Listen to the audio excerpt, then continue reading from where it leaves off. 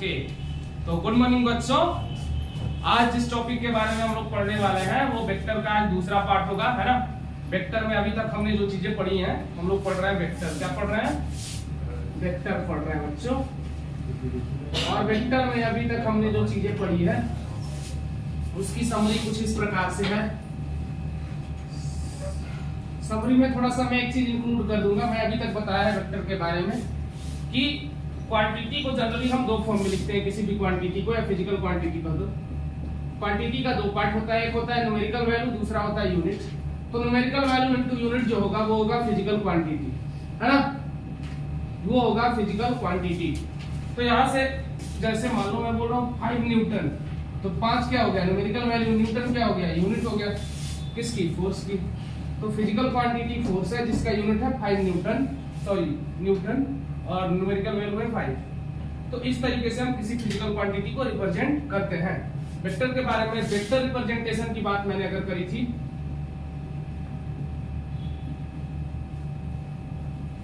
Vector representation में मैंने बच्चे बताया था, है ना, वेक्टर रिप्रेजेंटेशन में मैंने बताया था कि एक वेक्टर को एरो से दिखाते हैं। एरो का जो हेड होता है वो बताता है डायरेक्शन, और जो इसका लेंथ होता है वो बताता है क्या, ये पूरा लेंथ बताता है मैग्नीट्यूड। मैग्नीट्यूड क्लियर है बच्चे? ये सारी कहानी क्लियर है। इसके बाद हमने बताया था कि वेक्टर की अगर बात करें, वेक्टर रिप्रेजेंटेशन से पहले ही, तो जनरली हम क्वांटिटी को दो पार्ट में बांट लेते हैं। कौन सा? स्केलर और वेक्टर, है ना, स्केलर एंड वेक्टर। अब स्केलर के लिए मैंने बोला था खाली इसके पास न्यूमेरिकल वैल्यू होगा। क्या होगा? Numerical value, numerical value. और इसके पास क्या होगा? न्यूमेरिकल वैल्यू के साथ साथ और क्या होगा? न्यूमेरिकल वैल्यू के साथ होगा डायरेक्शन। डायरेक्शन के साथ और क्या होगा? As well as vector law of addition या ट्रायंगल लॉ ऑफ एडिशन। एक ही बात, triangle law of vector addition, ये बोल दो, ये सही है, दोनों टर्म आ गया, है ना। इसको फॉलो करनी चाहिए तब वेक्टर कहलाएगा। अच्छा, एक तीसरी क्वांटिटी भी मैंने थोड़ी समझाने की कोशिश की थी आपको, थोड़ा सा उसके बारे में समझ लेते हैं वापस से, है ना। ये क्लियर है ना? इसमें मैंने आपको बोला था कि इसको बेसिक मेथड अलजेब्रा से जोड़ सकते हैं। किससे जोड़ सकते हैं हम लोग? एडिशन और सब्ट्रैक्शन अकॉर्डिंग टू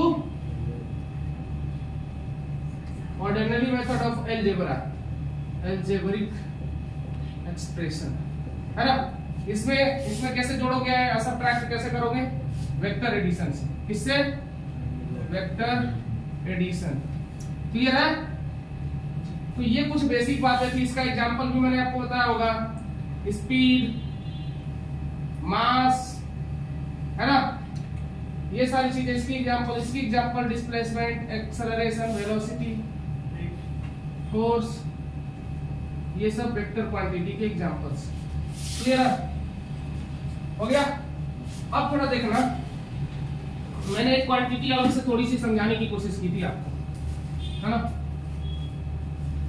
एक क्वांटिटी अलग से बताने की कोशिश की थी जिसको आप लोग लेके थोड़े परेशान रहते हो, बच्चे जनरली परेशान रहते हैं, होती है टेंसर क्वांटिटी। कौन सी? Tensor quantity. तो देखो, टेंसर क्वांटिटी बच्चे ऐसी क्वांटिटी होती है जिसके पास magnitude and direction both are present. मतलब मैग्नीट्यूड के साथ साथ इसके पास डायरेक्शन भी होता है। अब इस टेंसर के 3 पार्ट होते हैं। एक बोला था मैंने जीरो लेवल, दूसरा मैंने बोला था सेकेंड लेवल, नीचे से आ रहा है, नीचे से आ जाएगा फर्स्ट लेवल।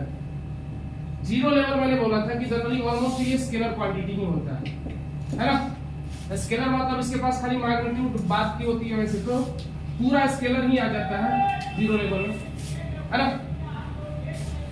ऑलमोस्ट स्केलर भी बोल सकते हैं इसको। ये हो जाती है करंट, लेकिन करंट के पास डायरेक्शन भी होता है, आपको पता ही है ना।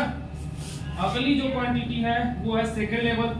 इसमें जैसे मोमेंटम है, टॉर्क है, ये सब आते हैं इसमें सेकंड लेवल। जैसे ये भी ऑलमोस्ट वेक्टर के फॉर्म में आ सकता है ना। जैसे मोमेंटम की अगर बात करें, मोमेंटम बराबर क्या होता है, मास इनटू वेलोसिटी। तो वेलोसिटी का डायरेक्शन होता है, इसमें कांस्टेंट टर्म मल्टीप्लाइड है ना। तो ये वेक्टर तो है लेकिन सेकंड लेवल वेक्टर में आता है। फर्स्ट लेवल में ये पूरा कंप्लीट प्योर वेक्टर आता है, खाली प्योर वेक्टर। ये देखो ये वेक्टर और स्केलर के बीच की बात है।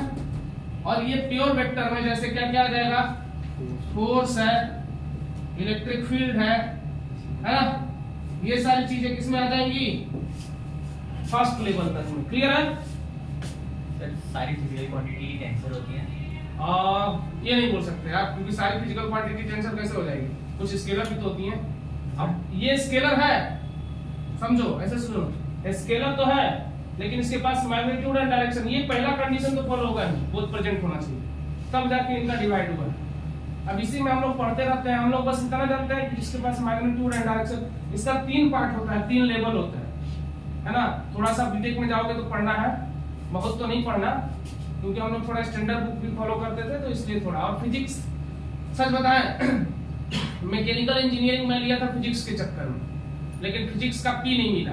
अरे ऐसा नहीं है, अलग अलग पार्ट में मिला। एक बार मैकेनिक्स थोड़ा सा पढ़ लिया, फिर एक बार गए तो थर्मोडायनेमिक्स पढ़ा, है ना, air conditioning and refrigeration system, उसका फिजिक्स से कोई लेने देना नहीं है, थोड़ा बहुत बर्नौली फलाना ढिमका आता है। रेफ्रिजरेशन सिस्टम में उसमें एफिशिएंसी फलाना ढिमका, वो सारी चीजें, है ना। मतलब हीट एंड थर्मोडायनेमिक्स जब पढ़ा तो उसमें कुछ चीजें पढ़ी, है ना। उसमें कुछ लगा कि चलो थोड़ा सा डीप में गए, तो उसमें भी इतना डीप में घुसा दिया जिसका यहाँ कोई लेना देना नहीं, है ना। तो फिजिक्स के चक्कर में मैकेनिकल लिए थे, लेकिन वहां कुछ और ही मिला। जब फिजिक्स वाला पोर्शन आता था ना तो मेरे को बहुत मजा आता था, खाली वही वाला पोर्शन में मजा आता था। मैकेनिक्स की मैं कहानी बता रहा हूँ, मेरे कॉलेज फ्रेंड इस बात की गवाह है। मैकेनिकल आपसे बता रहा हूँ, मतलब ऐसे शेयर ही बात नहीं करनी चाहिए, एक टीचर की ही बात है। हमारे एक प्रोफेसर हुआ करते थे, योगेश देवांग सर के सर पे बाल नहीं है, उस तरह तो मेरे भी आने वाले टाइम में नहीं रहेंगे, तब मैं उनकी शायद परेशानी समझ पाऊंगा। और उनको पसीने होते थे खूब, इतने पसीने की उनका उजड़ा समझ, अरे यार सर के बारे में ऐसा नहीं बोल सकते, मतलब लेकिन उनके बाल जो इतना साइन मारता था ना उनका टकला, कि मतलब हम लोग भी थोड़ा सा होता है ना बच्चों के अंदर खुराफात। अब क्लास में तुम उतने मजे नहीं ले पाओगे मेरे जितना तुम एक कॉलेज में जाके ले पाओगे। अगर मैं कॉलेज का टीचर होता तो हो सकता है तुम भी मजे ले पाते। सर की बात मैं बता रहा हूँ, मतलब सर पढ़ाते थे, बीच में उनके पास एक व्हाइट कलर का रुमाल हुआ करता था, बीच में अपने पसीने पोछा करते थे, मतलब है अभी वो कॉलेज में प्रेजेंट। तो क्या हुआ कि मैं मैकेनिक्स के क्वेश्चन, मुझे इतना चूल था, मैं तो 12th पढ़ के गया था यहाँ से, और मैं भैया खुद एससी वर्मा, डीसी पांडे ये सब पढ़ के गया था। अब वो मैकेनिक्स में नॉर्मल भैया बताएं, स्ट्रेस, टेंसाइल स्ट्रेस, है ना, उसके बाद कंप्रेसिव स्ट्रेस, तो ये सारी चीजें बताएं। अब हम उनसे क्वेश्चन दाग रहे हैं रोडों का। एक क्वेश्चन तो मैं जानबूझ के ऐसा लिया था अनसोल्व टाइप का, तो हो गया ना करे सोल्व उनसे, रोज पूछता था, रोज उनके पसीने और तेजी से आने लगते थे। अब मैं समझ रहा था कि मैं कुछ उतना नहीं कर रहा, लेकिन भाई क्वेश्चन पूछना टीचर बच्चे का काम होता है। अब उससे टीचर घबरा जाए, मान लो जैसे मैं को भी रहता है, कभी अगर मन नहीं रहता तो यही कर दूंगा ना यार, बता दूंगा बाद में, कोई बड़ी बात नहीं। वो भी सोल्व करने में लग जाते थे, उनको भी था थोड़ा सा होता है ना, कई बार ये लगता है टीचर को कि बच्चे कैसे पूछ दिया, मैं तो बताते रहो। अब मुझे को पता ही है कि उसका आंसर तो नहीं आने वाला, है ना, ये बात मेरे को पता है, क्योंकि मैं भी थोड़ा रिसर्च कर रहा हूँ, फिजिक्स ही तो पढ़ रहा हूँ तब से। लेकिन वो लग जाते थे, कई बार क्वेश्चन नहीं बनता था, है ना। फिर मैं बोलता था क्या सर आप बोले थे बता देंगे। मैं थोड़ा ऐसा नहीं था कि मतलब उनको छोड़ दूं बीच में, कुछ बच्चे होते हैं चलो छोड़ दिए, चलो यार चलो कोई बात नहीं, सर का मूड होगा तो बता देंगे, हम लगे रहते थे, और ये उनके लिए थोड़ा खतरनाक हो जाता था। एक दिन क्या हुआ कि मैं एक क्वेश्चन इसी तरह का अनसोल्व टाइप का उनके लिए खोज के, मैं खोजते ही रहता था कि ऐसा क्वेश्चन कहां से ढूंढूं जिसमें सर के पसीने ज्यादा आए। तो मैं एक क्वेश्चन खोज के ले आया, एक दिन की बात है, खोज के ले आया। तो उस दिन अभी पुराना क्वेश्चन वो बेचारे सोल्व नहीं कर पाए थे, तब तक दूसरा दाग दिया मैंने। तो बोलते हैं मेरे को क्लास के सामने, बोलते हैं अबे तेरे को काट डालूंगा तेरे को। मैं बोला कि अरे यार ये सर को क्या हो गया, पूरी पब्लिक भरी है, मैकेनिकल में जितने बच्चे हैं सब भरे, सारे बच्चे देखने लग गए मेरे को, अबे तूने क्या कर दिया। मैंने बोला कि अरे यार मैं कुछ नहीं, सर से क्वेश्चन ही तो पूछा, तो तूने परेशान करके रखा है, पब्लिकली बोल दिए, तेरे वजह से मैं 3 दिन से मेरा ब्लड प्रेशर बढ़ गया है ना। हम बोले कि सर माफ करिए, मेरा वो मतलब थोड़ी ना था। अच्छा, जब कोई टीचर गुस्सा आ जाता है ना तो मैं शरण में आ जाता हूँ, ऐसे मैं पूरा बात करता था, है ना। तो मैं बोला कह रहे सर मेरा वो इंटेंशन नहीं था। अबे तेरा क्या इंटेंशन है मैं समझ रहा हूँ, तेरे वजह से मैं परेशान हूँ, काट डालूंगा तेरे को जल्दी से, है ना। आइंदा से अगर मेरे से कुछ पूछा तो मैं बोला अरे भैया माफ कर दो, है ना। पूछना क्या मेरी आदत थोड़ी ना छूटने वाली थी, मैं पूछता था। लेकिन अगला बंदा मेरे को देखता था ना तो 4 गाली मनी में दे लेता था कि ये मेरे को दर्शन न दे, है ना। अब वो बंदा सबसे ज्यादा अगर वो टीचर खुश हुए होंगे जब मैं सेकेंड ईयर में गया हूँ, फर्स्ट ईयर में मैकेनिक्स के बाद जब सेकेंड ईयर में गया हूँ तो सबसे ज्यादा वही खुश हुए होंगे, है ना। आज भी वो हमारे कॉलेज में है। लेकिन कहीं ना कहीं मुझे ये बात समझ में आती है कि आप टीचर से पूछो, चीजें गलत नहीं है, वो थोड़ा सा खुराफात अंदर से आ जाता है। अगर उस तरह के कुछ मजाकिया टीचर होते ना तो उसको हैंडल कर लेते, क्योंकि उनको पता होता है कि मजे ले रहा है। लेकिन कुछ सीरियस टीचर भी होते हैं, उनके साथ कभी ये मत करना। ये इस कहानी का सार ये था कि कुछ टीचर जिंदगी में सीरियस भी होते हैं। अब हमको कोई फर्क नहीं पड़ेगा, तुम कहीं से क्वेश्चन ले आओ, मेरे मजा लो, है ना। लेकिन कुछ सीरियस टीचर भी होते हैं जिंदगी में, उनसे मजाक मत किया करो, देख लिया करो कि उनकी क्या लेवल है, मतलब सीरियसनेस का। नहीं तो भैया उस शख्स में पता चला कि टेंशन आके वैसे नहीं, लेकिन पता चला बीमार हो गए तो तुमको बुरा लगेगा कि नहीं कि कोई टीचर तुम्हारी वजह से बीमार है, समझे। तो ये कॉलेज की स्टोरी फिर कभी कंटिन्यू रहेगी, आगे अपने टॉपिक पे आ जाते हैं। तो ये बेसिक बातें मैं आपको समझा रहा था, क्लियर है। चलिए आगे चलिए।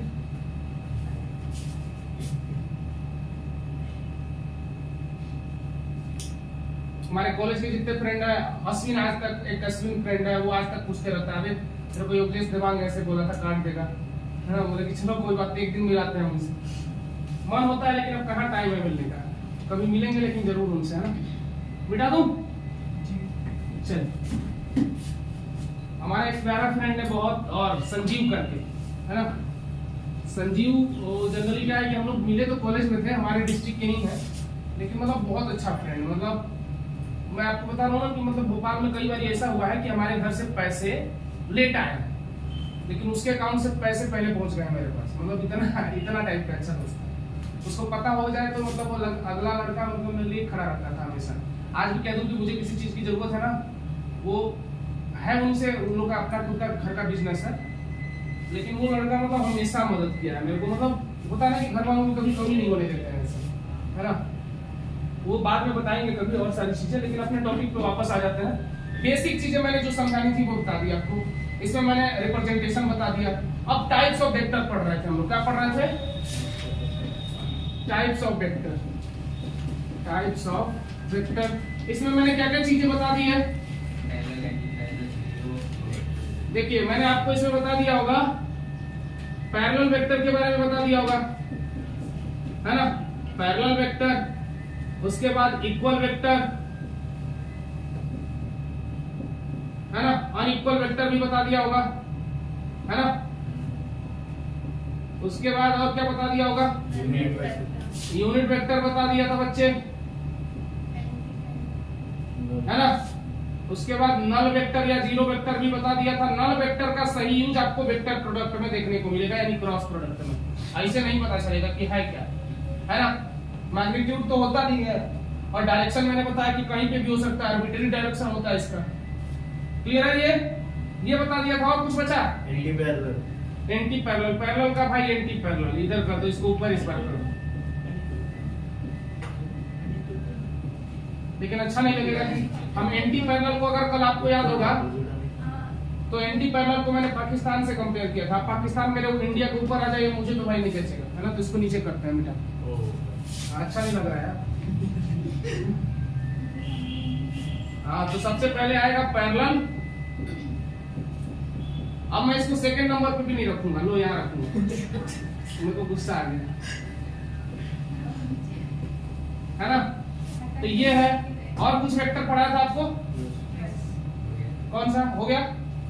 तो चलिए, तो इतने वेक्टर, मैं पैरेलल वेक्टर बोला था, 2 वेक्टर को हम पैरेलल कहेंगे अगर उनके मैग्नीट्यूड सेम हो। नहीं यार, डायरेक्शन सेम हो। मैग्नीट्यूड सेम हो भी सकता है और नहीं भी हो सकता है, ये बात क्लियर है। इक्वल वेक्टर, मैग्नीट्यूड भी सेम चाहिए और डायरेक्शन भी सेम चाहिए, क्लियर है। और साथ में यूनिट भी सेम चाहिए, यूनिट भी एक हो, एक समान हो, एक समान हो। यूनिट भी कैसा हो, एक समान हो। क्लियर है, समान बराबर, है ना। अनइक्वल वेक्टर, क्या ऐसी बात है जो वेक्टर के मैग्नीट्यूड और डायरेक्शन कुछ भी सेम ना हो, अनइक्वल होगा, मतलब कुछ भी सेम ना हो, इसका कुछ भी सेम ना हो, कुछ भी सेम ना हो। क्लियर है, ना मैग्नीट्यूड ना डायरेक्शन। यूनिट वेक्टर क्या बोला था मैंने, having unit magnitude, unit magnitude, magnitude. Direction क्या होगा, खाली डायरेक्शन ही बताता है, ओनली गिव डायरेक्शन। तो ये डायरेक्शन खाली देता है ना। नल वेक्टर क्या होता है, जीरो मैग्नीट्यूड हो जिसके पास, क्या हो, जीरो मैग्नीट्यूड, है ना।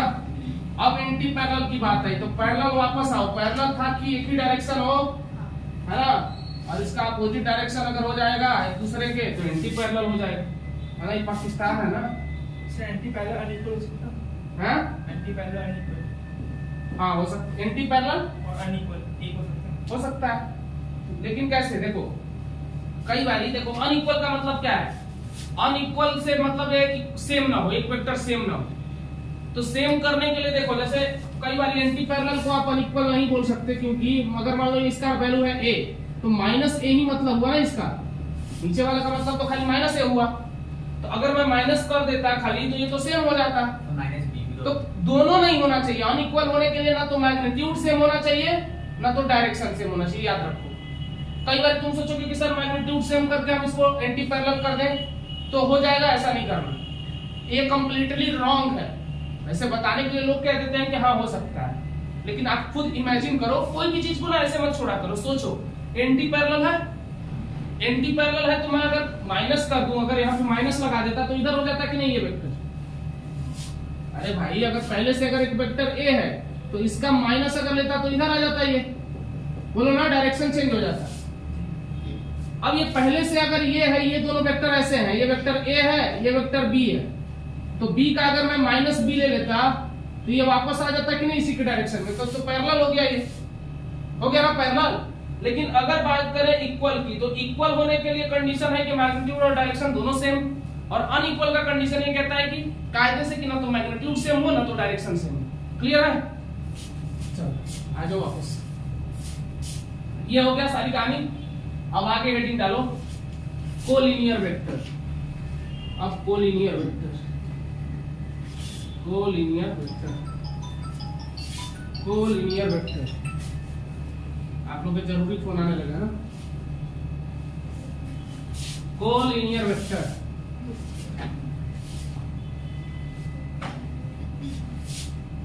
अरे तुम लोगों को क्लास में फोन आते हैं कि नहीं कि बाबू ने खाना खा लिया कि नहीं? अरे घर वाले के तो आते होंगे, हर चीज हमारा गलत नहीं लोगे। अरे कोई तो पूछता होगा बाबू ने खाना खाया, ऐसा एक उसमें थोड़ा सा वो हो जाता है, थोड़ा सा टोन बदल के, मेरे बाबू ने नहीं, कैसे यार, मेरी डोरेमोन जैसी आवाज भी नहीं है, मेरी थोड़ी अलग ही आवाज है। चल तो तुम लोग बोल दिया करो कि मैं खाऊं चाहे नहीं खाऊं, तेरे बाप में क्या जाता है। चलो चलो, तो पहला वेक्टर होगा collinear vector, collinear vector. Collinear vector क्या होता है बच्चे, जरा बताओ। कोलिनियर, लीनियर मतलब लाइन, जो एक ही लाइन पे लाई करेगा। जितने भी वेक्टर, अगर एक ही लाइन पे अगर वेक्टर एक से ज्यादा, दो से ज्यादा, मतलब जितने भी वेक्टर हो, अगर वेक्टर्स एक ही लाइन पे लाई कर रहे हैं उसको कोलिनियर बोलेंगे। मतलब वेक्टर्स लाई एट मत बोलो, या vectors always be on a same line. थोड़ी बहुत अंग्रेजी आती है हमको, ज्यादा तो नहीं आती। अगर वेक्टर एक ही लाइन पे लाई करें बच्चे तो उसको कोलिनियर बोलेंगे। जैसे ये लाइन है, हम मेरे मान लो जितने भी, पहला वेक्टर है ये इस तरह से ए, दूसरा वेक्टर यहाँ है वेक्टर बी, तीसरा वेक्टर यहाँ है वेक्टर सी। अगर ये एक ही लाइन पे लाई कर रहा है तो ये कोलिनियर वेक्टर कहलाएंगे। क्लियर है? बोलो, कोलिनियर वेक्टर क्लियर है कि नहीं? मैंने बोला कि अगर वेक्टर एक ही लाइन पे लाई करें तो उसको बोलेंगे कोलिनियर। क्लियर है? अगला वेक्टर होता है कोप्लेनर।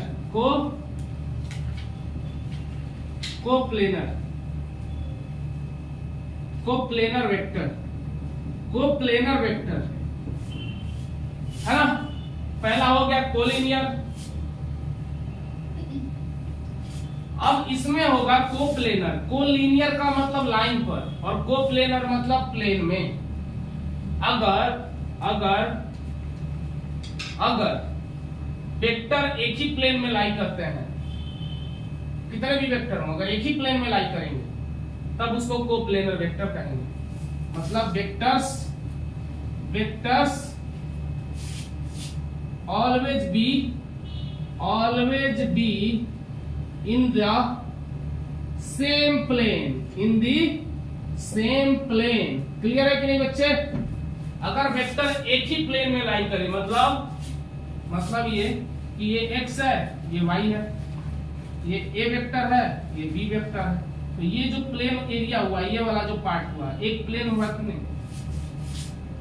ऐसे देखो ना भाई, एक वेक्टर ये, एक वेक्टर ये, देखो एक दूसरे के परपेंडिकुलर कर दिए। ये वाला प्लेन है हमारी, ये वाली दीवार है, नीचे रख दिए ये वाला प्लेन है, हवा में रख दो, ऐसे रख दो ये वाला प्लेन, इधर रख दो ये वाला प्लेन, इधर रख दो ये वाला प्लेन।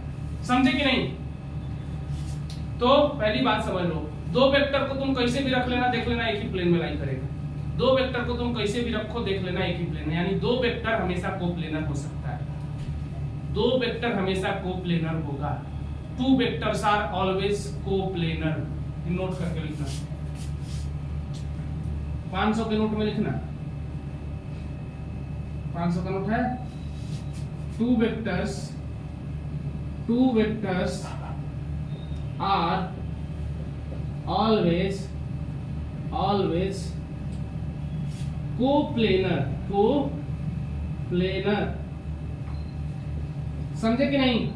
दो वेक्टर्स क्या होंगे? हमेशा कोप्लेनर होंगे। देखो दो वेक्टर्स हमेशा कोप्लेनर होंगे। अब तीन वेक्टर के बारे में सोचते हैं। तीन वेक्टर अगर हमारा मन कर दिया कि हमको कोप्लेनर ही बनाना है तो इसे रख लेंगे, ये देखो एक ही प्लेन, ऐसे रख लेंगे कोप्लेनर। अब कब नहीं होगा? लो अब नहीं होगा, तुम कुछ भी कर लो। एक ये अलग प्लेन हो गया, ये एक अलग प्लेन हो गया, तीनों अलग अलग प्लेन में, देखो ना, एक अलग प्लेन, अलग प्लेन, अलग प्लेन, मतलब खाली दो को एक प्लेन में हो रहा है ना। तीसरा कहाँ शामिल हो रहा है? इस प्लेन में कहाँ तीसरा शामिल हो रहा है? या इस प्लेन में कहाँ तीसरा शामिल हो रहा है? या इस प्लेन में कहाँ तीसरा शामिल हो रहा है? समझ पा रहे हो कि नहीं? देखो इसको ऐसे मत सोचा करो, दीवार बना दिया करो। यहाँ पे एक दीवार दिख रहा है तुमको, हमको तो दिख रहा है, खड़ा खड़ा एक दीवार है, एक दीवार यहाँ पर दिख रहा है नीचे की तरफ, और एक दीवार इधर भी दिख रहा है। तो ये बताओ ना, ये कोई सा भी एक दीवार इधर का देखो तो ये दीवार इसको ले रहा है लेकिन तीसरे को कहाँ ले पा रहा है? ये वाली दीवार दोनों को ले रहा है लेकिन इधर को कहाँ ले पा रहा है? ये वाली दीवार इन दोनों को ले रहा है लेकिन इसको कहाँ ले पा रहा है? तो इस केस में तीन वेक्टर कोप्लेनर हो भी सकते हैं और नहीं भी हो सकते। लिख दो। मतलब पहला नोट था ये 500 का, दूसरा 1000 के नोट में लिखो। 1000 का चलता है, 2000 का आता है ना, 2000 में लिखो। Three vector THREE, three vectors may और may not be, may not be coplanar. Clear है? मतलब कोप्लेनर हो भी सकता है और नहीं भी हो सकता है। क्लियर है बात? बोलो, तीन वेक्टर कोप्लेनर हो भी सकते हैं और नहीं भी हो सकते हैं, है ना। ये कोप्लेनर फिलहाल नहीं है।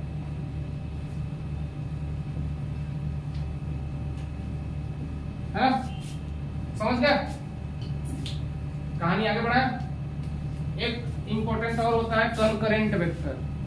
कंकरेंट वेक्टर बता दूं? बोलो। मिटा दूं?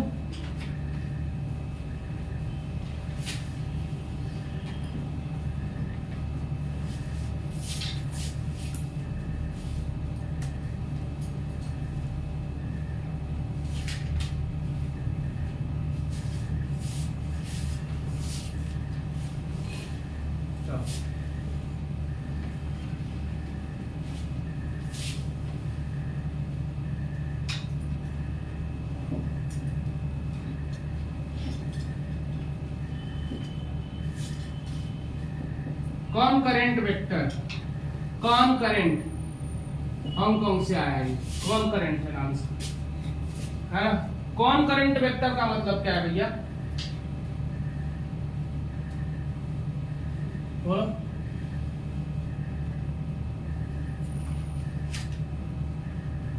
है ना, अगर ढेर सारे वेक्टर है, कॉनकरेंट का मतलब है ढेर सारे वेक्टर है, ढेर सारे, कितने सारे?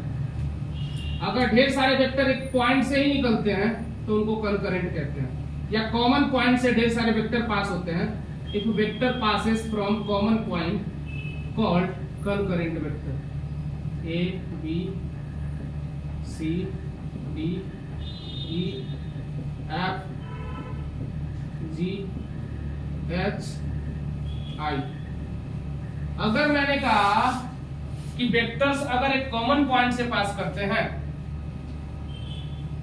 तो उसको हम कंकरेंट वेक्टर कहते हैं। दूसरा पहलू भी है इसका, कॉमन पॉइंट से पास न करें लेकिन उनका लाइन ऑफ एक्शन अगर सेम है तो भी वो कंकरेंट वेक्टर कहलाएंगे। Vector having same line of action also called concurrent vector, है ना, क्लियर है।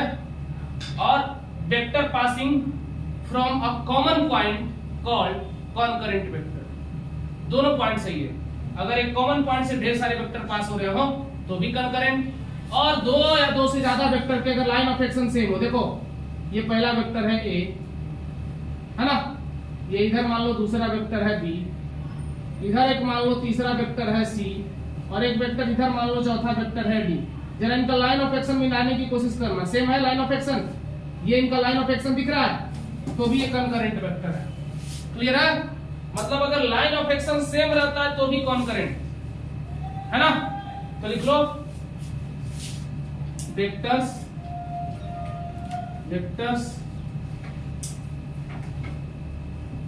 intersecting on same point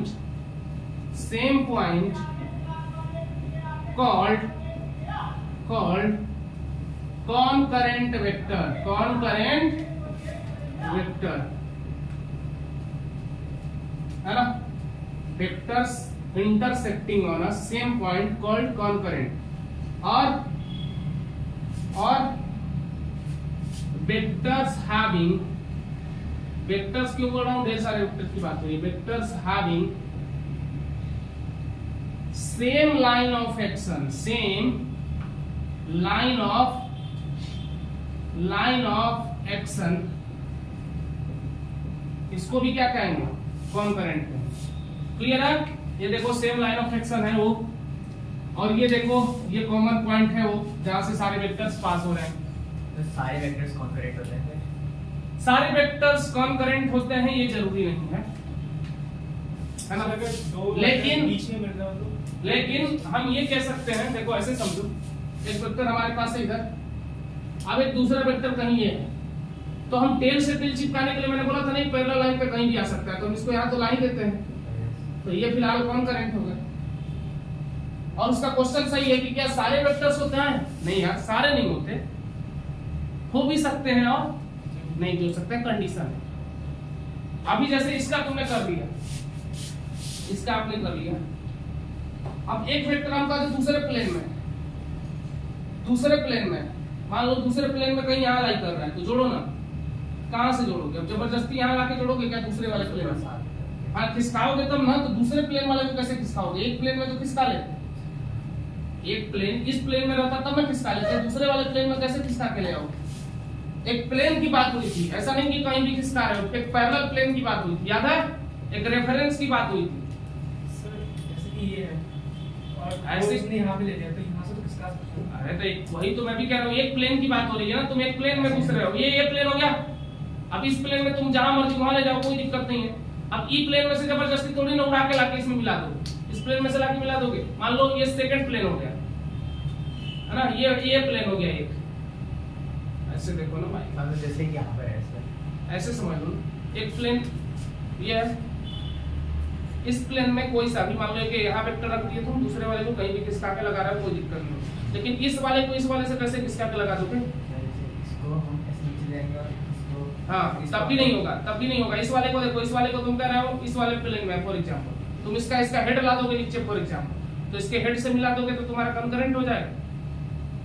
वैसे तो अगर हम देखें तो मिलाने का तरीका ये कहता है कि हम मिला ही सकते हैं कैसे भी, किसी पॉइंट को मिलाना बहुत बड़ी बात थोड़ी ना है। हम तो इस तरह से किसी को मिला देंगे, धरती आसमान एक कर देंगे, लेकिन कुछ चीजें पॉसिबल नहीं है तो नहीं है, है ना। अब वीर जारा को तुम मिला रहे हो पाकिस्तान से ले आके, है ना, बढ़िया होता है, उन लोगों को जेल में बंद नहीं रहना पड़ता है ना, एक ही बार तुम लाके मिला दिए। इमेजिनेशन में तो तुम किसी को मिला दोगे, तुम भी मिल जाते हो ना किसी से, है ना। अब भाई जिसका ख्वाब पूरा स्कूल या कॉलेज देखता रहता है, तुम उससे मिल जाते हो सपने में, रियल में मिल जाओगे, कहेगा चल हट में, हाँ, समझे कि नहीं।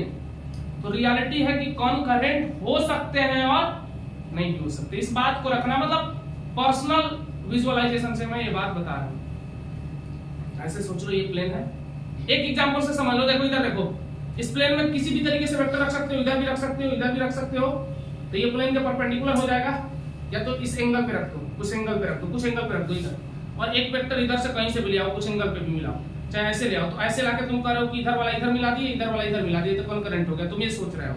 लेकिन हम सोच रहे हैं कि मान लो ये वाला वेक्टर हम परपेंडिकुलर रख रहे हैं, इसका लाइन ऑफ एक्शन नीचे की तरफ है और इसका लाइन ऑफ एक्शन इधर है, तो कॉन्करेंट हो जाएगा। लाइन ऑफ एक्शन तो सेम चाहिए, इसका लाइन ऑफ एक्शन यहाँ है और इसका लाइन ऑफ एक्शन यहाँ है, तो पैरेलली खिसका दोगे ना, पैरेलली खिसका दोगे ना। अब इसको कहां से, इसको इतना इतना इंक्लाइन पे कहां लाओगे, पैरेलली तो खिसका दोगे, ये वाला पैरेलल, ये कुछ इंक्लाइंड है, तब क्या करोगे, ये कुछ इंक्लाइंड है, मैं कह रहा हूं, एक वेक्टर कुछ इंक्लाइंड है, समझ पा रहे हो, ये वाली वेक्टर कुछ इंक्लाइंड है और ये वाली वेक्टर ऐसे है, पैरेलल है, ऐसे तो नहीं मिलेगी ना। अरे मिलाना तो हम कर रहे हैं ना, तुम कल्पना में किसी को भी मिला दोगे, कहोगे कि अरे सर एक लाइन आप जो इंक्लाइंड इतना बता रहे हैं ना, उसका ये वाली लाइन हम यहाँ ला देंगे और उस वाले को पैरेलली खिसका देंगे, तुम ऐसे सोचोगे। नहीं, दूसरे प्लेन में पॉसिबल नहीं है दोस्त, है ना, ये खाली तुम्हारे गोले पे लागू होता है, दूसरे गोले पे लागू नहीं होगा, वहां के लोग दूसरे होते हैं, समझे। तो हो सकता है बीच में इंटरसेक्ट कर रहा है, कोई नहीं होगा, है? बीच में कोई इंटरसेक्ट कर रहा है, हाँ, इंटरसेक्ट करेगा तो हो जाएगा। बोल तो रहा है कि अगर इंटरसेक्ट कर रहे हैं ढेर सारे वेक्टर तो वो बीच में से, क्या बीच में, तो ये तो जहाँ पॉइंट से कर रहा है ना इंटरसेक्ट, मतलब ए पूरा आ रहा है, उसके बीच में से होकर जाएगी, तो वो कॉन्करेंट होगा। बीच में से मतलब ऐसे बोल रहे हो कि अगर एक वेक्टर ऐसे जा रहा है, दूसरा वेक्टर ऐसे जा रहा है, तो बीच में से जाएगा तो ये कॉन्करेंट होगा।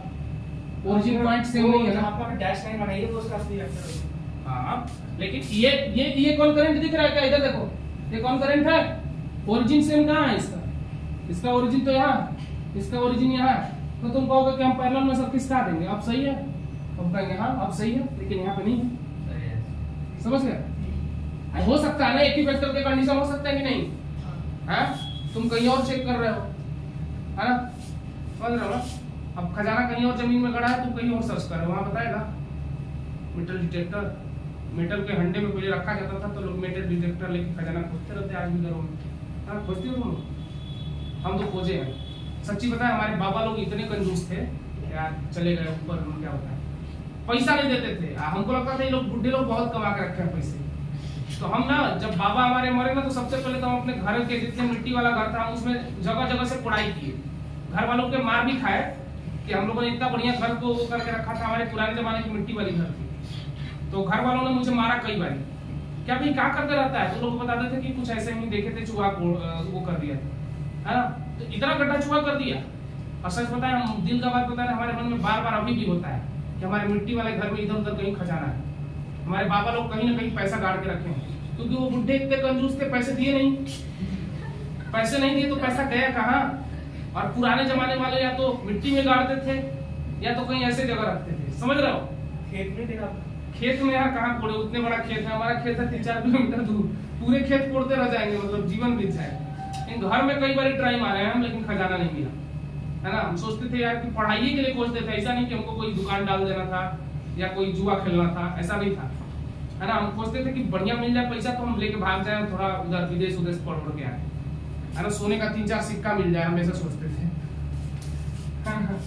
चलो ऐसा कुछ हुआ नहीं, लेकिन सर जैसे 2 पैरेलल वेक्टर होंगे तो वो नहीं होंगे। हमको लग रहा था पूछे कि 2 सोने के सिक्के मिल जाए तो मिल सर, हाँ हाँ बोलो। सर 2 पैरेलल वेक्टर होंगे तो वो कॉन्करेंट नहीं होंगे और एंटी पैरेलल हो जाएंगे। हाँ, यानी 2 पैरेलल वेक्टर की बात नहीं है। जैसे 2 पैरेलल वेक्टर हैं तो पैरेलल वेक्टर का अब तुम कहां से लाके मिलाओगी, यही तो मैं सबसे समझा रहा हूं। 2 पैरेलल वेक्टर के ओरिजिन तुम कहां से लाके मिलाओगे। एक पॉइंट पे अब तुम कहोगे 2 पैरेलल वेक्टर है, एक ही पे लाई कर जाए, एक लाइन पे लाई करेंगे तो वो कोलिनियर हो जाएंगे ना। अब 2 पैरेलल वेक्टर है, मान लो उनका ओरिजिन का होगा अलग अलग होगा, इसका ओरिजिन कहीं इधर से रहा होगा, इसका ओरिजिन कहीं इधर से रहा होगा, तो दोनों ओरिजिन सेम नहीं हो रहे ना। तो फिलहाल तो ये क्या है, कॉन्करेंट तो नहीं है, है ना, लेकिन कोलिनियर हो सकता है। किसका कला तो इसी लाइन पे एक्शन पे लाके तो यहाँ पे किसका तो कोलिनियर बनाओगे तो कॉन्करेंट हो जाएगा, कोलिनियर कॉन्करेंट हो जाएगा। अभी देखे ना, कोलिनियर कॉन्करेंट हो जाएगा। अगर ये कोलिनियर है, एक वेक्टर इधर है लीनियर, तो ये यहाँ पे इंटरसेक्शन पॉइंट सेम है, हो जाएगा। कह तो रहा है अगर तुम्हारे कल्पना के ऊपर है, तुम एक बार सोच ले, नहीं करना है तो नहीं होगा। हाँ, तुम कल्पना कर लिए कि अब तुम कल्पना कर लिए, वैसे तो तुम इसको एक प्लेन में इसको रख दो, एक प्लेन में इसको रख दो, दोनों एक दूसरे को देख के मुस्कुरा रहे हैं, ऐसा सोचो। मिलने का भी मन हो रहा है, लेकिन कसम खाएं कि नहीं मिलेंगे जब तक कि नीट नहीं होगा या जब तक कि जेई नहीं होगा। लेकिन एक दिन तुम्हारा मूड खराब हुआ, उसका भी मूड खराब हुआ, दोनों का किसी बात से अपसेट हुए, दोनों का ये नहीं मिलते हैं, छोड़ो ये सब, जाए जेई जाए तेल लेने और नीट जाए तेल लेने, तो फिर तुम क्या करोगे, सीधे आओगे, मिल जाओगे कि नहीं? हाँ, नहीं मिलोगे, जेई के बाद मिल जाओगे, चलो करा नहीं मिलेंगे, सही है यार, यही तो स्पिरिट चाहिए अपन को ना, नहीं मिलेंगे जा मजा वाला। ये वाला ट्रेंड हमने चला रखा है, लेकिन किसी ने इसको फॉलो नहीं करा। हमने बोला अपने जान पहचान वाले को ऐसा इसमें तोड़ दो, है ना, इस टाइप का ऐसे तोड़ दो, तोड़ने के बाद है ना हैशटैग इसमें लिखो, पहले तो ऊपर लिखो अंग्रेजी में ब्रेक अप, है ना, और नीचे लिखो जा मर जा। अपने जितने भी करीबी हैं, मतलब जो तुमको परेशान कर रहे हो, फोन कर रहे हो, है ना, जो तुम्हारे दोस्त हो खास वाले, उनको ये लिख के भेजो, है ना। तो सच में उनको बुरा लग जाए, उनको ईगो पे लग जाए कि कम से कम 6 महीना तो फोन ना करें, है ना। 6 महीना के बाद थोड़ा सा धीरे धीरे सॉफ्ट कॉर्नर, ऊपर से पानी फेरेंगे, फिर वो मजबूरी में करेंगे, फिर से एक बार दाग देना है वाला, फिर 6 महीना खत्म, मतलब साल भर में कहानी तुम्हारी क्लियर ना। फिर कहना अरे उस समय हमारा मूड खराब था, बाद में अगर तुमको दोस्ती कर रहा हो तो कितना टाइम लगता है आजकल, है ना।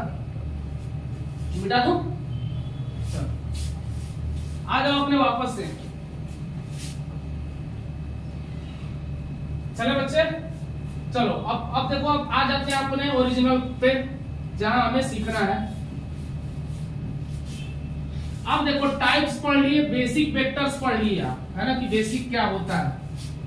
अब लिखो method of vector addition, method of vector addition, और सबट्रैक्शन भी लिख लो, एक ही साथ दोनों क्लियर करेंगे।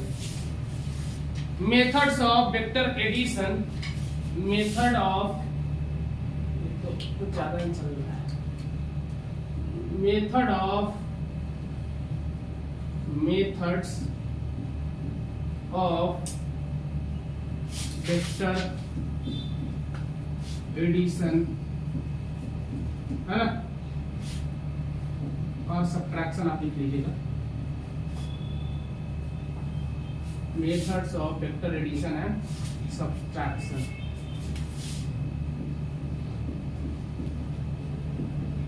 वेक्टर के जोड़ने के नियम क्या हो सकते हैं, सदिश के जोड़ने के नियम क्या होते हैं।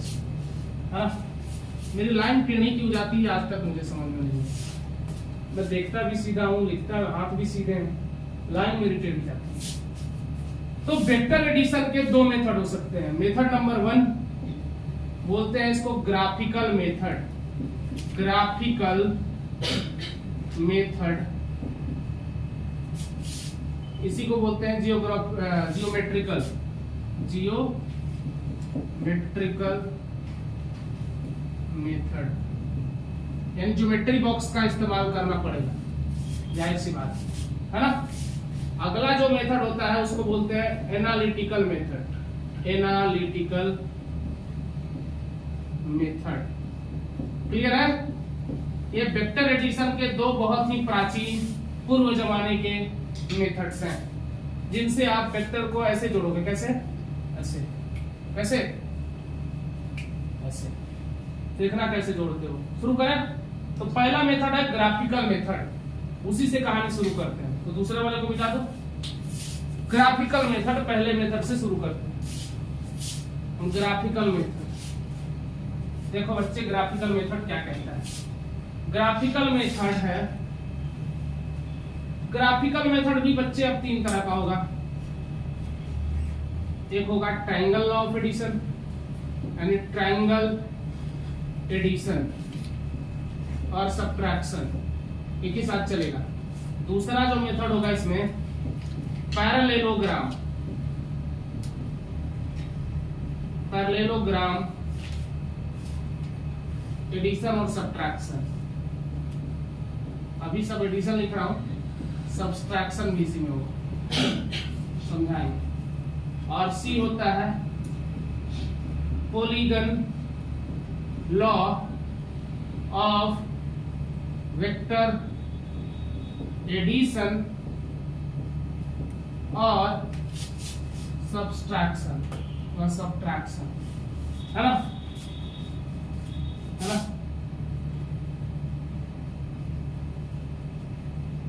क्लियर है?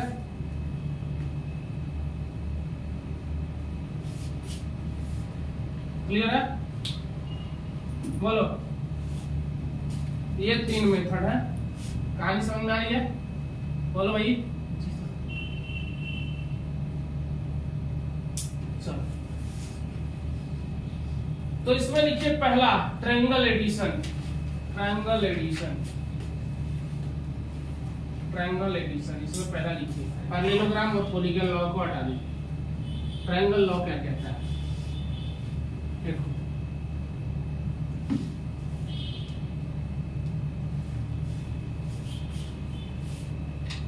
ट्रायंगल से नाम क्लियर, आपने ट्रायंगल देखा है? गलती से तो देख लिया होगा कहीं। ट्रायंगल के तीन साइड होते हैं बच्चे, कितने? बेसिक कहानी बता देते हैं जिनको नहीं पता है। एक साइड, दो साइड और तीन साइड, ठीक है? ये सबको पता चल गया। तो मान लो तुम्हारे पास हवा में दो वेक्टर है, एक वेक्टर ए और दूसरा है हवा में बी।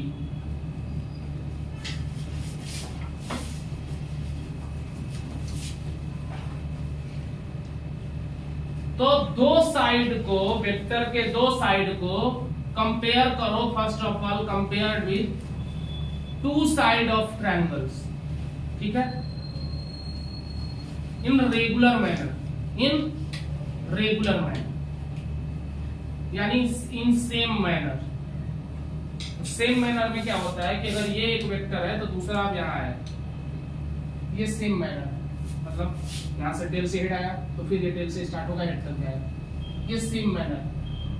अपोजिट मैनर कहते तो ये हेड से शुरू हो रहा है, टेल से हेड जा रहा है, फिर ये हेड से शुरू होकर टेल जा रहा है, तो ये अपोजिट मैनर। सेम और अपोजिट मैनर का मतलब क्लियर हुआ? इसका मतलब है सेम मैनर, सेम मैनर, इसको मतलब मैनर आ रहा है ना? मैनर का स्पेलिंग क्या होगा? ये है अपोजिट मैनर।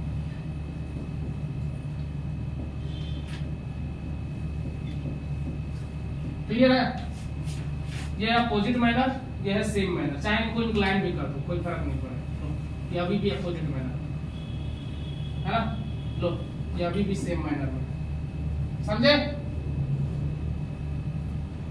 तो पहला तरीका वेक्टर एडिशन में ये है, पहला तरीका, इसमें पहला स्टेप, स्टेप नंबर 1 है ना? रिप्रेजेंट टू वेक्टर्स, है ना? रिप्रेजेंट टू वेक्टर्स, है ना? with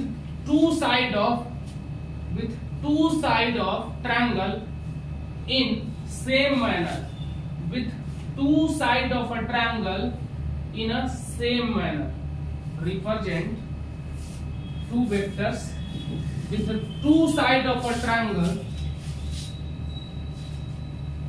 represent vectors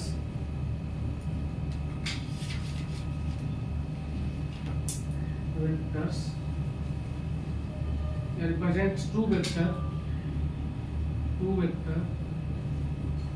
with two side of triangle है ना, in regular manner और same manner, in regular और same manner क्लियर है? मतलब एक वेक्टर अगर ये है तो दूसरे वेक्टर को ऐसे जोड़ दिया, ये हो गया वेक्टर बी। क्लियर है? अब लिखो resultant is always represented by third side of a triangle in opposite manner, है ना। रिजल्टेंट, अब दो वेक्टर है तो उसका कुछ ना कुछ रिजल्टेंट होगा। जैसे दो वेक्टर को जोड़ना है तो कैसे लिखते हो, vector A plus vector B. अब जोड़ने के बाद जो आएगा वही तो होगा रिजल्टेंट, समझे कि नहीं? तो उसी तरह हमने बोला represent two vector with two side of triangle in a regular और same manner, resultant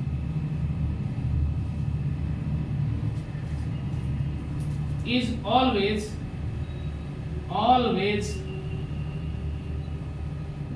represented by third side of triangle in opposite manner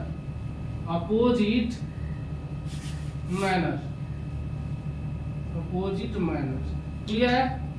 बोलो बच्चे, मैडम की अंग्रेजी गलत होगी तो माफ कर देना, क्लियर है बच्चे?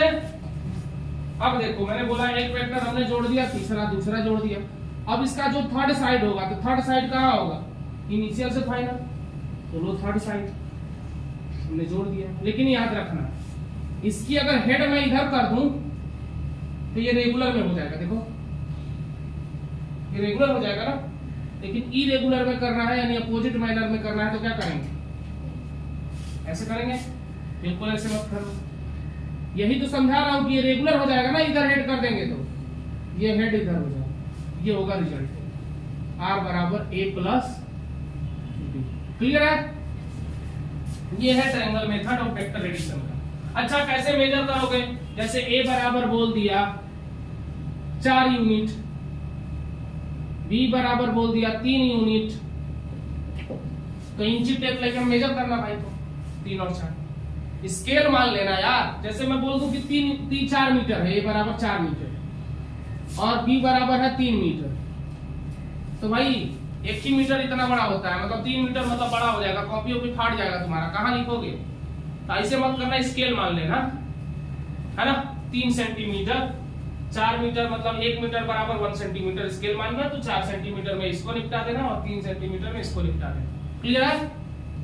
और दो वेक्टर के बीच का एंगल ये भी आपको मेजर करना ही पड़ेगा। अगर ओरिएंटेशन दे देगा कि एक वेक्टर दूसरे वेक्टर से इतने एंगल पर है, ये मेजर कर लेना। पता है फाइनल पूछता है आपसे ये वाला एंगल कि ये वाला एंगल कितना आएगा, तो सबसे पहले दो वेक्टर को उसके ओरिएंटेशन पे फिट कर देना। भाई आपके पास ज्योमेट्रिकल बॉक्स रहेगा ना, उसमें एंगल मेजर करने का कुछ सामान होता है, उससे एंगल मेजर कर लेना ए और बी का, और दोनों का ओरिएंटेशन सेम करने के बाद रिजल्टेंट बना देना। अब रिजल्टेंट जो बनाता है ए के साथ एंगल, वो भी आपको फाइनल मेजर करना पड़ेगा, और मेजर करने के बाद आप बताओगे कि इतना एंगल आया। समझे कि नहीं? नहीं समझे? नहीं समझे? वेरी नाइस, अच्छा किया। देखो एक एग्जांपल के साथ मान लो एक वेक्टर है हमारे पास 4 सेंटीमीटर, दूसरा वेक्टर है हमारे पास 3 सेंटीमीटर।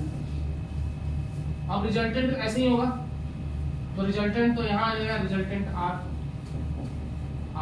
तो ये है वेक्टर A ये है वेक्टर बी,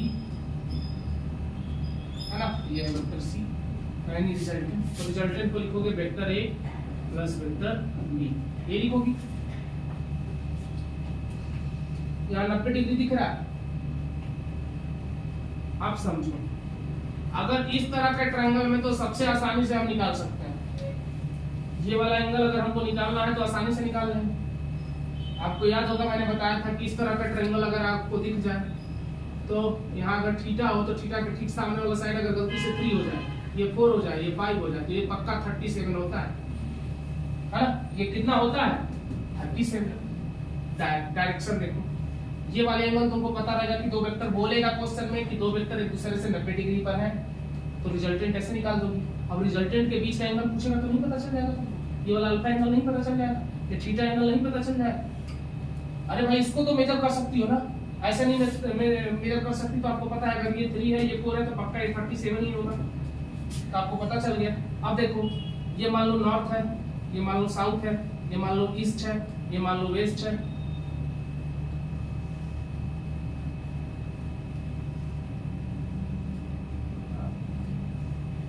मान लो ये साउथ है। देखो रिजल्टेंट किधर जाने की कोशिश कर रहा है, देखो ना, नॉर्थ से थोड़ा सा इधर की तरफ जाने की कोशिश कर रहा है, नॉर्थ से इधर। बोलो ना, बोलो।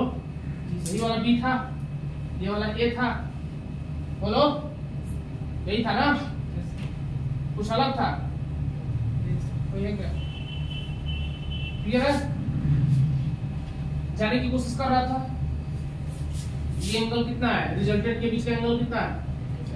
बोलो ना, है ना? क्या समझ में आ रहा है कि नहीं? ये तो रिजल्टेंट है, यही तो रिजल्टेंट है। रिजल्टेंट वेक्टर यही है ना हमारा, और ये बी वेक्टर है। लेकिन हमें तो चाहिए ए वेक्टर के साथ, ए वेक्टर चाहे तो हम इधर बना सकते हैं, है ना? ऐसे यही ए वेक्टर है ना, हमने इसको उठा के इधर ला दिए। एक ए लाइन ऑफ एक्शन, इस पे तो कहीं ऊपर नीचे आ ही सकता है ना? तो इस हिसाब से अगर मैं समझाने की कोशिश करूं तो रिजल्टेंट हमारा इस डायरेक्शन में जा रहा है। तो डायरेक्शन क्या बताओगे? यही तो रिजल्टेंट का डायरेक्शन है। देख के बताओ ना, यहाँ पे यही रिजल्टेंट का डायरेक्शन है। क्या बताओगे? अगर ये वाला एंगल अगर हमको पता चल जाए कि 37 कितना है,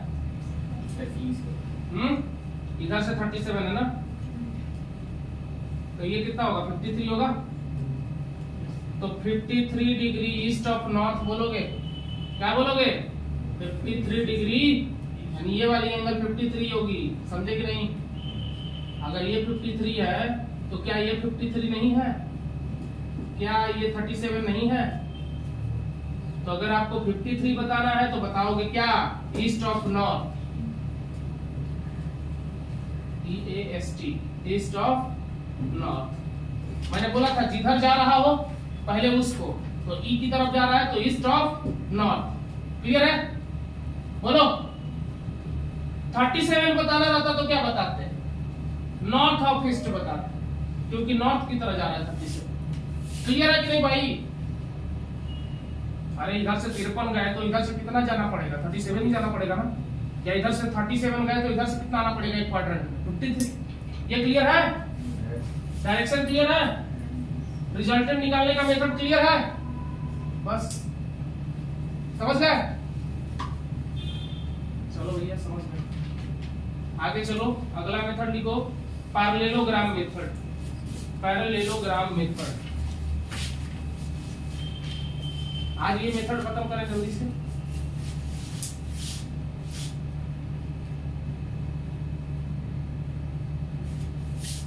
एक सेना मेरा धराशायी हो गया, दूसरा बंदूक ले आऊं, गोली खत्म हो गई।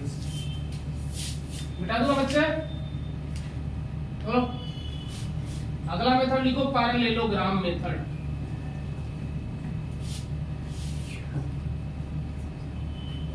पैरेललोग्राम मेथड मिटा दूं? मिटा दूं? बोलते क्या नहीं हो तुम लोग? खाना नहीं खाते हो क्या सुबह से? हम तो एक सेव खाते हैं और भी जो मिल जाए घर में। रात का भी बचा दे देते हैं घर वाले तो हम खा लेते हैं। मतलब कभी कभी ऐसा लगता है घर वाले मेरे को प्यार नहीं करते, है ना? रात का खाना भी दे देते हैं कि लो खा लो, तुम ही इतना जल्दी जाने का रहता है, तुम्हें क्या करें, पढ़ाना पड़ता है। हाँ, तो मैंने बोला ग्राफिकल मेथड में हम लोग पढ़ रहे हैं दूसरा मेथड, कौन सा है वो? पैरेललोग्राम मेथड है।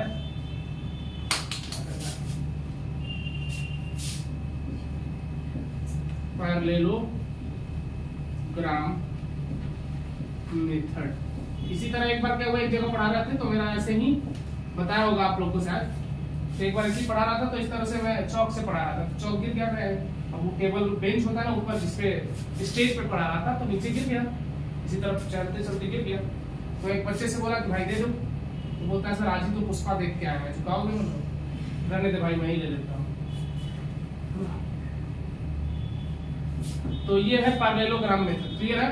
तो पैरेललोग्राम मेथड कहता है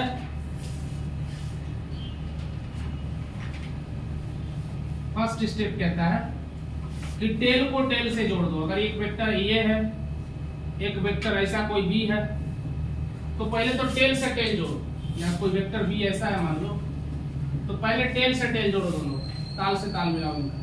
तो टेल से टेल जोड़ोगे तो कैसा जुड़ेगा? कुछ ऐसा जुड़ेगा, ये वेक्टर ए है, ये वेक्टर बी है, यस सर, ये वेक्टर बी है, तो टेल से टेल जोड़ो और रिजल्टेंट जो है इनका कॉमन पॉइंट से पास होगा, यानी पैरेललोग्राम के दो एडजेसेंट साइड जो है दो वेक्टर को बताएंगे, क्लियर है? पैरेललोग्राम के दो एडजेसेंट साइड को वेक्टर, दो वेक्टर से कंपेयर करो, दोनों तरीके से समझ लो, एक दो वेक्टर को टेल से टेल जोड़ो, है ना, या दो वेक्टर को पैरेललोग्राम के, पैरेललोग्राम कुछ ऐसा होता है ना, तो दो वेक्टर को पैरेललोग्राम के दो साइड से रिप्रेजेंट कर दो, रिजल्टेंट जाहिर सी बात है कहां से जाएगा? इनके कॉमन पॉइंट से जाएगा, या तो बोलो रिजल्टेंट ऑलवेज क्या रिप्रेजेंट करेगा? इसका डायगोनल, यानी पैरेललोग्राम का जो डायगोनल होगा वो रिजल्टेंट बताएगा, है ना? तो लिखो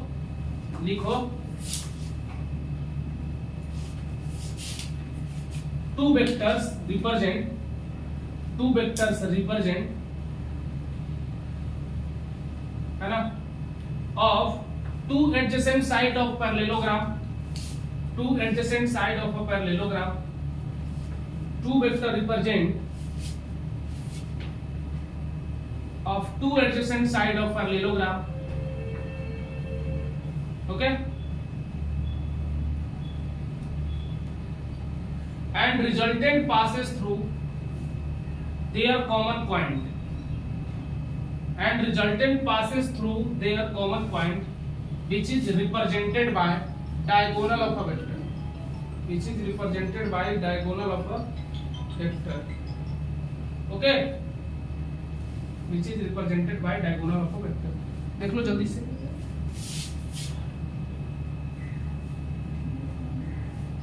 देखो two vectors represent by two adjacent side of parallelogram, है ना?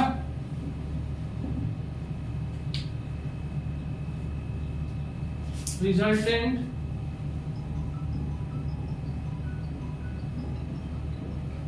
each passes through their common point, clear है? किससे पास होगा? Common points, which is represented by diagonal of parallelogram, clear है? मतलब दो वेक्टर रिप्रेजेंट किए जाएंगे एडजेसेंट साइड से और रिजल्टेंट जो होगा वो पास करेगा कॉमन पॉइंट से जो रिप्रेजेंट होगा डायगोनल ऑफ पैरेललोग्राम। कैसे? कुछ ऐसे, ये एक वेक्टर है, एक हवा में दूसरा वेक्टर बी है ना, ये एक वेक्टर है, तो इनको क्या करो, दो एडजेसेंट साइड से पैरेललोग्राम के इसको जोड़ दो, मतलब इस वाले को यहाँ लाके जोड़ दो, ये लो जोड़ दिया, ये बी है ना। अब इसको मिलाओ, मिला दिए, तो अगर ये वेक्टर है तो इधर वाला भी क्या होगा, ए वेक्टर होगा। अगर ये बी वेक्टर है तो इधर वाला भी क्या होगा, बी वेक्टर होगा। बोलो ना, है ना, बोलो बोलो। अब देखो ये कॉमन पॉइंट को रिजल्टेंट से जोड़ दो, जोड़ दो, तो ये जो होगा वो क्या देगा, a प्लस बी देगा, देगा कि नहीं देगा, a प्लस बी ही देगा। क्लियर है, बोलो। Yes sir. बहुत अच्छे, थोड़ा सा पॉज करो, लिखने को आना है, इतना बुरा है, पॉज कर, हिल तो गया। चलो, तो ये भैया समझ में आ गया आप लोग को, ये पैरेललोग्राम मेथड है ना। पैरेललोग्राम पे जैसे मैं आपको एक क्वेश्चन बताता हूँ, मिटा दूं इसको, मिटा दूं। चल, एक क्वेश्चन आपको बताना है।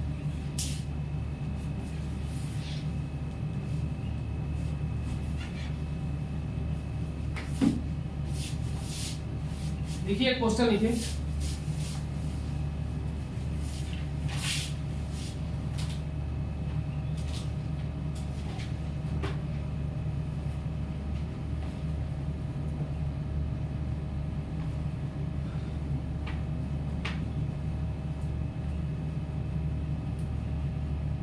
vector A has a magnitude of 5 unit. Vector A has a magnitude of 5 unit.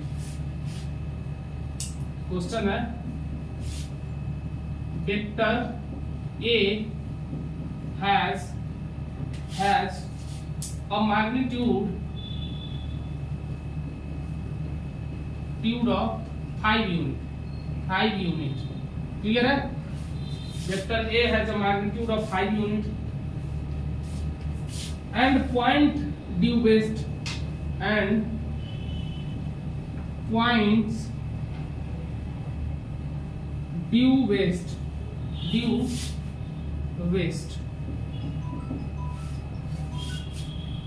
क्या हुआ, कितना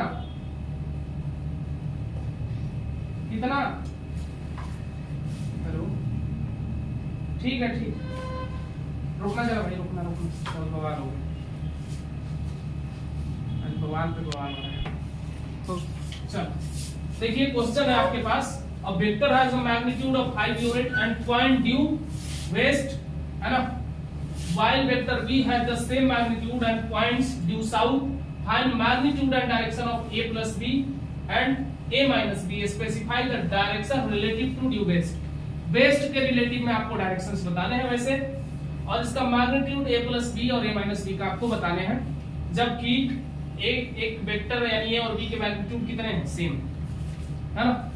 क्लियर है ना, 5 उसका भी और 5 इसका भी। चलो देखिए क्वेश्चन क्या कह रहा है, कह रहा है vector has magnitude 5 unit and point due west. पहले डायरेक्शन बताओ, ये है ईस्ट, ये है वेस्ट, ये है नॉर्थ, ये है साउथ। क्लियर है। अब हमने बोला कि पॉइंट जो है, जो पॉइंट है पहला वेक्टर का वो किधर है, 5 यूनिट वेस्ट की तरफ। लो 5 यूनिट मान लो, मैं एक वेक्टर लिख रहा हूं 5 यूनिट वेस्ट, है ना, यह है 5 यूनिट। क्लियर है। दूसरा वेक्टर कहां है, दूसरा वेक्टर है वाई साउथ। ठीक है, ये वेस्ट हो गया, साउथ नीचे होगा, है ना। बोलो भाई, पैरेललोग्राम बनाना है तो क्या करना पड़ेगा, दो साइड से बताना पड़ेगा। ये लो 2 साइड हमने बता दिया, तो ये भी 5 यूनिट है। क्लियर है कि नहीं। अब रिजल्टेंट कहां जाएगा, बीच से जाएगा इनका, और जाहिर सी बात है अगर ये 5 है ये 5 है, मतलब ये भी अगर 5 होगा, ऐसे देख लो ना। क्लियर है यार, इतना क्या सोचना है। सेम में क्या होता है, एंगल मिड से जाता है रिजल्टेंट, है ना। ऐसा नहीं समझ में आ रहा तो देखो, ये वाला रिजल्टेंट हो गया, इसको मिला दो, इसको आगे बढ़ाओ, ये रिजल्टेंट बताएगा a प्लस, है ना, ये रिजल्टेंट है। अब ये वेक्टर a था, ये वेक्टर b है, a के साथ रिजल्टेंट कितना एंगल बनाएगा, 45 डिग्री बनाएगा कि नहीं, है ना। डायरेक्शन क्या होगा, डायरेक्शन बोला है किसके रेस्पेक्ट में, वेस्ट के रेस्पेक्ट में, साउथ ऑफ वेस्ट होगा ए प्लस बी का, क्या होगा साउथ ऑफ वेस्ट। रिजल्टेंट का डायरेक्शन क्या होगा साउथ ऑफ वेस्ट। देखो ना ऐसे समझो, ये हो गया वेस्ट, ये हो गया साउथ, तो रिजल्टेंट इधर आ रहा है, ए प्लस बी इधर आ रहा है कि नहीं, बोलो ना, ये तो क्लियर है। किधर आ रहा है, इधर आ रहा है। अरे भाई दो वेक्टर को जोड़ो कि अगर ये राइट एंगल ट्रायंगल बन रहा है तो ये रिजल्टेंट कितना आ जाएगा, रिजल्टेंट बराबर कितना आ जाएगा बताओ, रूट अंडर 5 का स्क्वायर प्लस 5 का स्क्वायर कितना होगा 25 प्लस 25 50, रूट में 50 हो गया, 25 गुना 50 यानी 2√5 यूनिट आएगा कि नहीं। तो ये तो खाली मैग्नीट्यूड आ गया, ये क्या आ गया मैग्नीट्यूड। डायरेक्शन किधर आएगा अगर वेस्ट के रेफरेंस में बताए तो, बोलो किधर आएगा। अरे 45 डिग्री बताओगे कि नहीं, ये वाला angle south of west, west के रिलेटिव में बताना है तो साउथ ऑफ वेस्ट बताओ, बोलो 5√2 होगा ना, 5√2 क्लियर है, बोलो। अब इसी क्वेश्चन में बताओ हमको खाली a माइनस बी करना है, तो b को अगर हम b को a प्लस बी से अगर a माइनस बी में किसी चीज को बदलना है, हम क्या कर रहे हैं a plus of minus B कर देंगे तो a माइनस बी आएगा कि नहीं बताओ, अगला रिजल्टेंट अगर लिखना है तो b को खाली निगेटिव कर देंगे, b को अगर निगेटिव करेंगे तो b ऊपर चला जाएगा माइनस बी, बोलो। और ये है a, बोलो। अब इसका एक अलग पैरेललोग्राम बना लो भाई, ये जो रिजल्टेंट आएगा वो क्या देगा a माइनस बी देगा कि नहीं देगा, ये बता दो, बोलो। ये डायरेक्शन किधर दिख रहा है, अभी भी रिजल्टेंट सेम आएगा, मैग्नीट्यूड सेम आएगा। मैग्नीट्यूड इसका निकालो चाहे इसका निकालो, रिजल्टेंट का अगर इसका मैग्नीट्यूड लोगी तो भी square minus B square, sorry A square plus B square, इसका भी आएगा A square plus B square. Clear है कि नहीं। डायरेक्शन देखो, डायरेक्शन इस पर किधर है, किधर है, अगर वेस्ट के कंपेयर में करोगे तो क्या बताओगे नॉर्थ ऑफ, तो a माइनस बी का रिजल्टेंट का डायरेक्शन बता देना क्या नॉर्थ ऑफ वेस्ट। क्लियर है, चलो बहुत बढ़िया हो गया। तो आज की कहानी यही रहने दे, चलो आज की कहानी इतनी, थैंक यू सो मच, बाकी कल मिलेंगे।